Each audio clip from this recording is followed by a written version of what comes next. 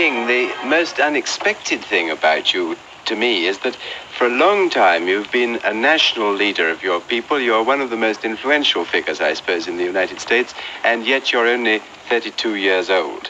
Now, did you have any special training for this kind of leadership when you were a boy? No, I really didn't. I had no idea that I would be catapulted into a position of leadership in the civil rights struggle in the United States.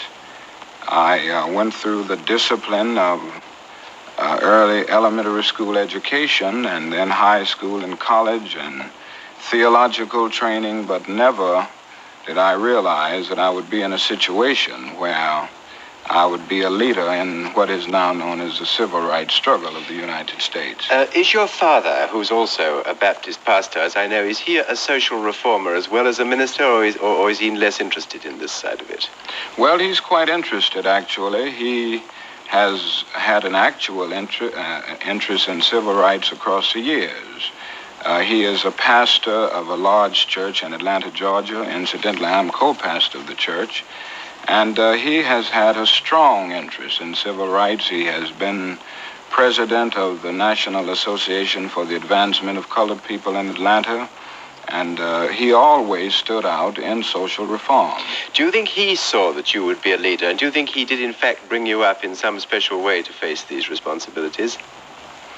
Well, I think he certainly realized the need for this, and after I decided to enter the ministry, he constantly stressed the need for leadership, and I'm sure that he hoped that I would stand out in this area.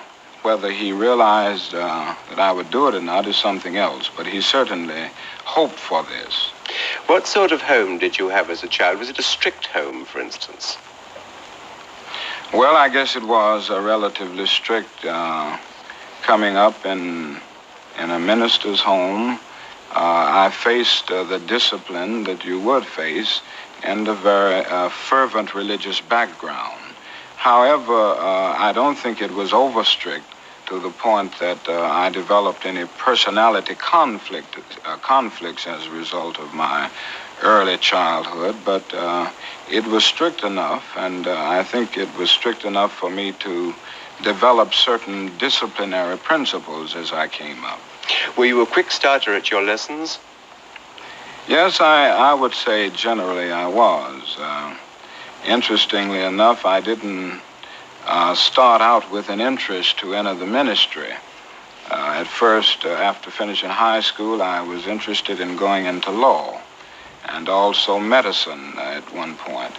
And all along, I received fairly good grades. But finally, I decided to enter the ministry and then went on to theological school. Well, now, when you were still a small boy, before those decisions came along, were you conscious of color discrimination in your own life? Yes, I became conscious of color discrimination at a relatively early age. I think the first time was when I was about 6 years old. I had some friends who lived, well, they didn't live in front of us, but their parents had a store, 2 white boys, and they were my inseparable playmates for the early years of my life. And I remember when I was about 6, something started happening. When I went over to play with them, they always made excuses. They could not play. They were busy. And finally, I went to my mother with this problem, and she tried to explain to me in the best way she could explain to a child 6 years old. And this was really the first time that I became aware of the racial differences, or really the racial problem. She made it clear to me that this system had a long history, dating back to the time of slavery. She tried to explain the meaning of the system of segregation. But the thing I will always remember is that in the midst of her explanation, she always said to me, you must never feel that you are less than anybody else. You must always feel that you are somebody and you must feel that you are as good as anybody else. And of course, this came up with me in spite of the fact that I still confronted the system of segregation every day. Was that a violent conflict in your life? If you really believed your mother, and yet the system around you suggested that this wasn't true, it must have set up some sort of strain. Yes, I think so. As I look back over those early days, I did have something of an inattention. On the one hand, my mother taught me that I should feel a sense of somebodyness. On the other hand, I had to go out and face a system which stared me in the face every day saying, you are less than, you are not equal to. So this was a real tension within. Now, out of your own personal experience, the only example you've given me so far is one family where the mother didn't too much care to have you play with her children. What were you really prevented from doing as a child that a white child might have done? Well, in my days in Atlanta as a child, there was a pretty strict system of segregation. For instance, I could not use the swimming pool, so that for a long, long time I could not go in swimming until the YMCA was built, a Negro YMCA, and they had a swimming pool there. But certainly a Negro child in Atlanta could not go to any public park. I could not go to the so-called white schools. There were separate schools. And I attended a high school in Atlanta, which was the only high school for Negroes in the city. And this was a real problem because in Atlanta there are more than 200,000 Negroes. In many of the stores downtown, to take another example, I could not go to a lunch counter to buy a hamburger, a cup of coffee, or something like that. I could not attend any of the theaters. Only there were one or two Negro theaters. They were very small, but they did not get the main pictures. If they got them, they were 2 years late or 3 years late.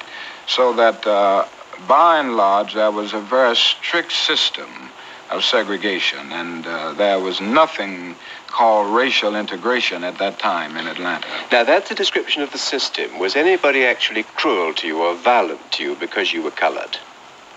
Yes, we did confront some of those problems. I remember as a child seeing problems of police brutality, and this was mainly aimed at Negro children and Negro adults. I can remember also the organization that is known as the Ku Klux Klan.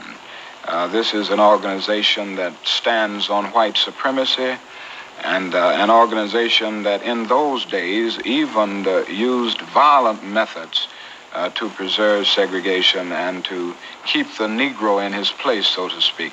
Now, I can remember seeing the Klan actually beat Negroes on some of the streets in Atlanta.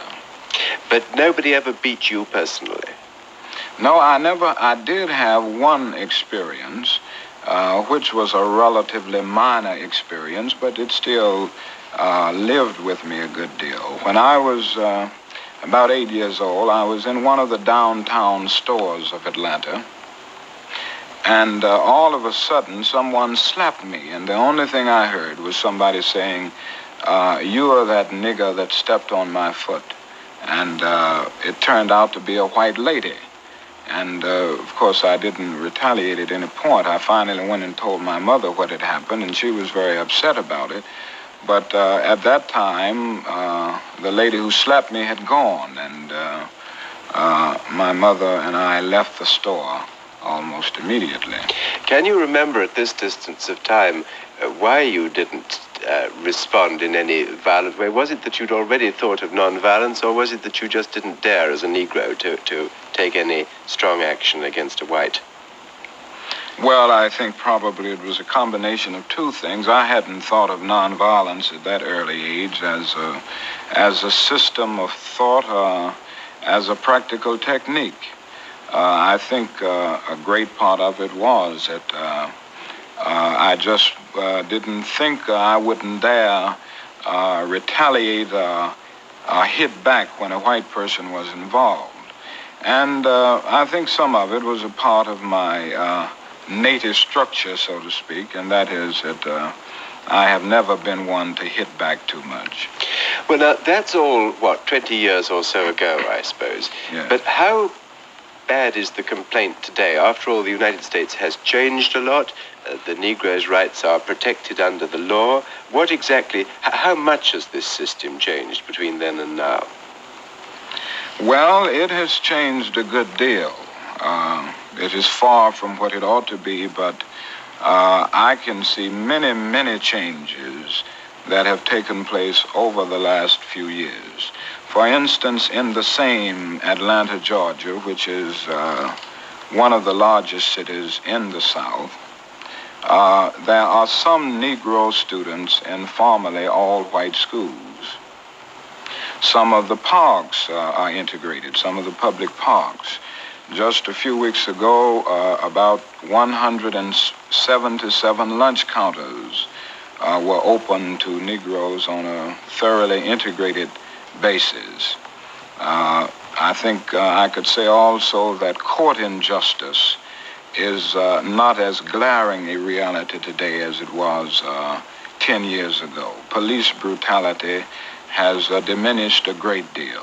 So that in Atlanta alone, there are many changes, and when I look over the total situation, I can say the same thing. For instance, when the United States Supreme Court rendered the decision declaring segregated schools unconstitutional in 1954, 17 states and the District of Columbia practiced segregation in the public schools. But today, I would say most of these states have made some move toward integration. Only 3 states are holding out, namely the states of Mississippi, Alabama, and South Carolina. Yes. So that there has been a great change since, say, 1950 or 1945. Now, I can't help following you up at one point there. You said, I think I'm quoting you more or less verbally correctly, you said that denial of justice was less glaring than it used to be, and that police brutality had, I think your words were, somewhat diminished. Now, it follows from that you're not content that the Negro gets justice in the United States as things are at present, and you're not certain that the police do not victimize him. Well, yes, I think we have moved on a great deal, but we still face token integration. By token integration, I mean a few Negroes getting justice in a particular situation, but the vast majority still confronting problems of economic insecurity and social isolation. So that while we have moved on, we only have token integration, and the problem now is to move from token integration to overall integration, where it involves more than just a few students in a school, more than just a few lunch counters open, more than gaining justice in the courts in a few situations, but in every situation. You spoke a moment ago about having been thrust forward into this position of leadership. How exactly did it happen? Why are you at 32 virtually the leader of the Negroes in the United States? Well, I started out as a pastor in Montgomery, Alabama, which is a state that adjoins the state of Georgia. After I finished my graduate work in Boston, I returned to Montgomery to pastor a church. After I had been in Montgomery about a year, we had the problem there of facing many indignities and injustices on the city buses. Negroes were treated in a very discourteous manner. The bus drivers usually talked to Negro passengers in a very inhuman way. Not only that, if one had visited Montgomery, Alabama prior to 1955, December of 1955, he would have seen Negro passengers actually standing over empty seats. This was because the first 10 seats were reserved for whites only. And even if Negro passengers packed the buses and the other seats, and there were no more seats left other than these seats reserved for whites only, Negro passengers could not sit there. So they had to stand over these seats even if a white passenger was not on the bus. Not only that, there were times when Negro passengers got on the buses at the front and put the fare in the box, and then they had to get off the bus and board by the rear entrance. These were some of the conditions that existed, and on the 5th of December in 1955, a Negro woman was arrested, Mrs. Rosa Parks, for refusing to give up her seat for a boarding white male passenger. Pretty soon after she was arrested, the word got around the Montgomery community, and there was a spontaneous reaction. I think I could say safely that more than 99% of the Negro people of Montgomery rose up with a bit of indignation, a righteous indignation, I would say. And this led to the bus boycott. The Negro citizens decided not to ride the buses until these conditions were changed. They asked me to serve as a spokesman and the president of the Montgomery Improvement Association, and from this time, I found myself in a leadership position in the civil rights struggle. And the bus boycott was, of course, a startling success under your leadership. Yes, we struggled for 381 days, but at the end of that, we returned to thoroughly integrated buses, and they are integrated today in Montgomery. Now, what does this position of leadership cost you in personal terms? I mean, are you threatened? Do you get anonymous letters? You have had violence, I think, shown to you more than once. Tell us a little what is involved in all that. Yes, I have been threatened many, many times. There was a time that we received as many as 30 and 40 threatening calls a day. And of course, I received numerous threatening letters. My secretary has come to the point now that she doesn't show me most of these letters, but occasionally I come across them. Within the last few days, I remember receiving a threatening letter. And they say such things as this: you are causing too much trouble in this town, and if you aren't out within 10 days, you and your family will be killed. Now, in Montgomery, our home was bombed twice, and I guess these were the most severe instances of violence that we confronted. But even today, we still confront threats through telephone calls and through the mail. Have you found that the police have been diligent in protecting you, as diligent as they would be with a white leader? Well, in Montgomery, Alabama, they were not. Certainly, we got no protection from the law enforcement agencies. In fact, one of the big problems that we confront in some situations in the South is that many of the mobs and the hoodlums are aided and abetted by some of the policemen. But I must say that this is a little different in Atlanta, Georgia. When we have received threats, when we have had crosses burned on our lawn by the Ku Klux Klan, the policemen have been very diligent in attempting to protect us, so that situations do vary even in the Deep South. You were once the victim of an actual assassination attempt, were you not? Yes. What happened? Well, this was in Harlem. It turned out to be a demented Negro woman, and she happens to be in an institution even at this hour for the criminally insane. I was autographing books in a bookstore in Harlem in New York City, and this was a book, Stride Toward Freedom, that I wrote a few years ago.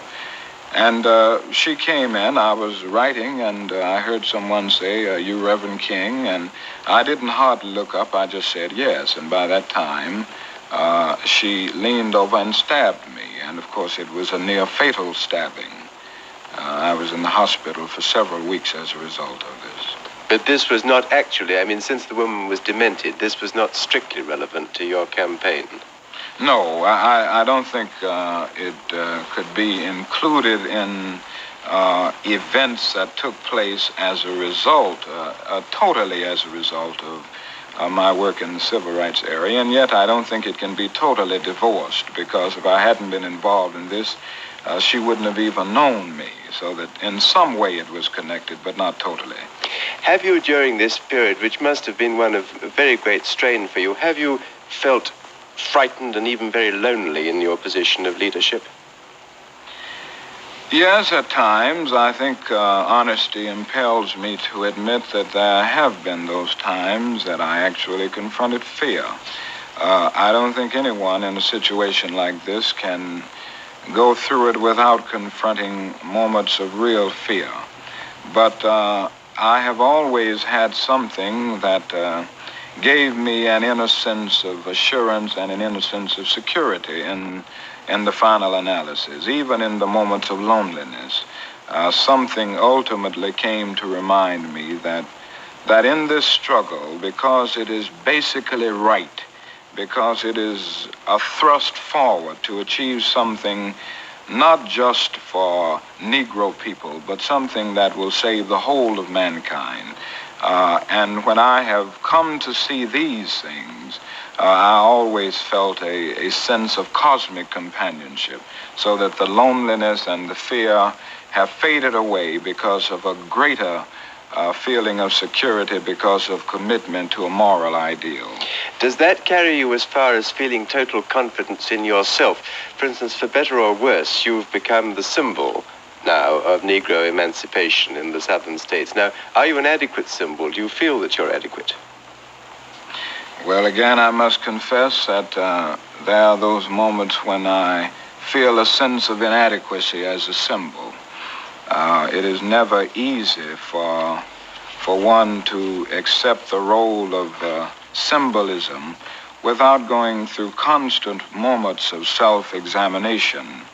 And I must confess that there are moments when I begin to wonder whether I am adequate, or whether I'm able to face all of the challenges and even the responsibilities of this particular position. Have you always found that you've been able to keep your wife and children with you, or have you ever felt it necessary to send them away for safety? There have been times that I have had to send them away for safety, particularly when we were in the state of Alabama. But my wife happens to be one of those very strong persons, and one who is very concerned about this whole matter and very dedicated. And I can remember moments when I sent her away for safety. I would look up a few days later and she was back home because she wanted to be there. Dr. King, clearly you're making progress in this. Now, could you make more progress if your demonstrations were based on more direct action, on strikes, for instance, on a more direct economic threat, in the way that some of the African people struggling for independence have tried to shape their destinies? Well, I do feel that nonviolent direct action is a most powerful approach in seeking to bring about racial justice. Now, to a degree, we have moved in this area. The Montgomery bus boycott was a limited move in this area. The sit-ins that have engulfed the whole South over the last few months would be another move in this direction. This is nonviolent direct action. Also, the freedom rides. I think all of these things are certainly serving to speed up the process. And I think the more we delve deeper into these particular areas, the more we will be able to bring about at least a speedier solution to the problem. Some of your critics do say that you lack fire. I've heard that said about you, that you're not really keen on challenging except on the margins of this problem. Now, I expect that's unfair, but I'd like to hear your answer to it.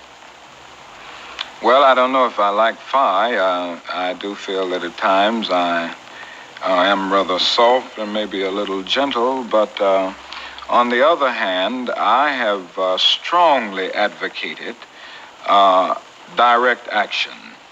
I have made it clear that I believe this is one of the most potent weapons available to oppressed people in their struggle for freedom and human dignity. So that I don't consider this a marginal approach. I consider this as an approach going to the very depths. I have participated in sit-ins myself. I have been arrested as a result of my participating in sit-ins with the students at lunch counters. I served as one of the coordinators of the Freedom Rides, so that I don't think it is true to say that I am not in accord with these particular methods. I believe in them, and I have advocated them and participated in them. I understand exactly why you believe in nonviolence, but have you found it easy to persuade your followers that nonviolence is really the best method? I mean, there must be a great temptation to take a poke back at a white man who hits you. That is true, that it is difficult at times to convince people that this is the best way. And I guess it is difficult for all of us not to retaliate. But on the whole, I have been amazed at the tremendous response that we have gained when we have called for nonviolent action. I look back over Montgomery and think of the fact that for all of these days, 381 days, more than 99 9/10% of the Negro citizens participated in the boycott. They confronted harassing experiences. They confronted physical violence. And never did they retaliate with a single act of physical violence. And the same is true of the student sit-in movement, which included thousands of students. Not a single, I would say very few, retaliated with physical violence. So that even though it is difficult, I think we have been able to get this method over in a most significant way. Dr. King, apart from the business of discrimination, are you a radical in other causes? Do you follow the other great radical political causes in the world or not? Well, I'm not sure what cause you're Are you speaking. concerned, for instance, with let's say, the abolishing of nuclear weapons? Oh, yes. I have worked very closely with this particular approach. I have worked with an organization for sane nuclear policy in the United States, and I am a strong believer in disarmament and suspension of nuclear tests, and some methods being used to arouse the conscience of mankind on this most important issue. As I've said so often, I don't think the choice is any longer between violence and nonviolence in a day when guided ballistic missiles are carving highways of death through the stratosphere. I think now it is a choice between nonviolence and non-existence, so that I have strongly endorsed organizations that are fighting or struggling in a creative, nonviolent way to arouse the conscience of mankind on this issue. Well, now let me put to you a last question. You could live and work in many parts of the world where you'd be discriminated against much less than you are in the United States. You are, I suspect, a patriotic American citizen, and you probably don't propose to live anywhere but the United States. Now, will you tell me why? Well, I can only say that the United States is home for me. I was born there, and in spite of its shortcomings, naturally there are things in the United States that I love and people that I love. I think we have a great tradition ideally. The Democratic Creed is a marvelous one. And my work is simply an attempt to say to America that you have a marvelous ideal and you should live up to it. And so when the students sit down at lunch counters and I have decided to join with them, I felt that we were in reality standing up for the best in the American dream and certainly the best in the dream of all mankind for peace and brotherhood. So I live there with the feeling that we are moving in the right direction, and with the feeling that this problem can be solved in the United States if enough people give themselves to it, if they devote their lives to breaking down all of the barriers that separate men from men on the basis of race or color.